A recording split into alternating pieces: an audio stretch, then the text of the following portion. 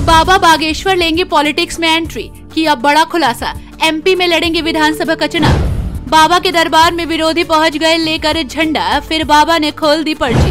बाबा का ऐलान सुन रोने लगे विरोधी, बोले सोए हुए कुंभकर्णों को जगाना ही मेरा लक्ष्य। बाबा ने कर दिया दूध का दूध पानी का पानी, सरकार को पड़ जाएगी मुंह की खानी। क्या कुछ दिनों की साधुगिरी के बाद बाबा धीरेन्द्र शास्त्री सियासत का चोला ओढ़कर राजनीति करेंगे? क्या बाबा भी आगामी दिनों में लोगों को धर्म के नाम पर बरगलाकर अपनी झोली में वोट बटोरेंगे? क्या अब बाबा हिंदू राष्ट्र की नौका पर सवार होकर चुनाव लड़ेंगे?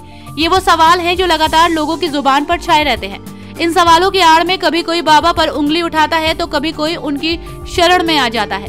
अब बाबा ने दूध का दूध और पानी का पानी करते हुए विरोधियों के मुंह पर ताला लगा दिया है। बाबा बागेश्वर ने खुद ही अपने जीवन को लेकर बड़े खुलासे किए हैं। बाबा ने क्या कहा और उनका बयान सुनकर विरोधी कैसे चारों खाने चित हो गए, ये सब तो हम आपको बताएंगे ही। लेकिन उससे पहले आप हमें बताइए कि क्या धीरेन्द्र शास्त्री को राजनीति में एंट्री करनी चाहिए? क्या यूपी की तरह एमपी में भी बाबा का डंका बजना चाहिए? गौरतलब है कि बागेश्वर धाम के पीठाधीश्वर पंडित धीरेन्द्र कृष्ण शास्त्री हमेशा अपने कड़वे बयानों के लिए चर्चा में रहते हैं और कई बार उनकी राजनीति में आने की चर्चाएं भी हो चुकी हैं। लोग हमेशा यही बोलकर टारगेट करते हैं कि वो किसी पार्टी विशेष के लिए काम करते हैं। हालांकि वो इस चीज को समय समय पर साफ भी करते नजर आते हैं, लेकिन इस बार उन्होंने खुलकर ऐलान कर दिया है। बाबा बागेश्वर से जब ये सवाल पूछा गया कि क्या वो राजनीति में कदम रखेंगे, तो इस पर उन्होंने कहा कि मैं राजनीति में कभी कदम नहीं रखूंगा। उन्होंने हिदायत देते हुए कहा कि साधु संतों को राजनीति से हमेशा बचना चाहिए। राजनीति की सीमा छोटी होती है, राजनीति की एक तय सीमा निर्धारित की गई है। इसके विपरीत साधु संतों की अपनी कोई सीमा नहीं होती। साधु संतों की सीमा असीमित होती है और इस तरह से बाबा बागेश्वर ने राजनीति में जाने के कदम को सिरे से खारिज कर दिया। इसके अलावा उन्होंने यूसीसी सहित अन्य कई ज्वलंत मुद्दों पर अपनी राय साझा की। इसके साथ ही उन्होंने इंटरव्यू में बातचीत के दौरान यूनिफॉर्म सिविल कोड यानी कि समान नागरिक संहिता पर भी बयान दिया। धीरेन्द्र शास्त्री ने देश में यूनिफॉर्म सिविल कोड यानी कि समान नागरिक संहिता लागू किए जाने के मुद्दे पर भी अपना पक्ष रखा।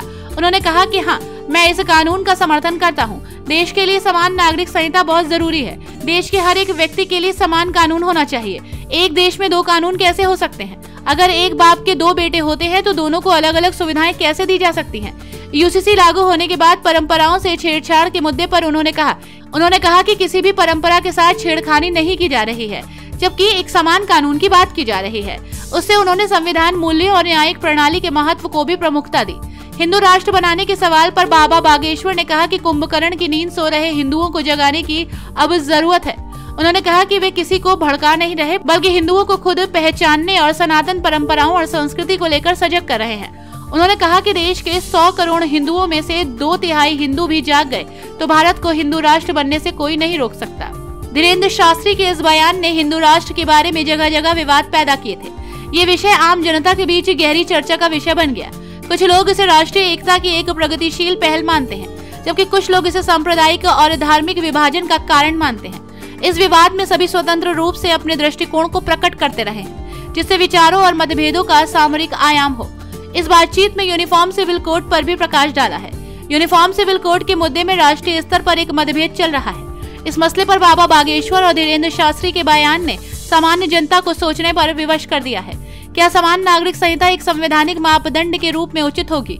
क्या ये धार्मिक और सांप्रदायिक भावनाओं को चोट पहुंचाएगी? आखिर शब्दों में बागेश्वर धाम के पीठाधीश्वर पंडित धीरेन्द्र कृष्ण शास्त्री और उनके बयानों का महत्व बढ़ रहा है।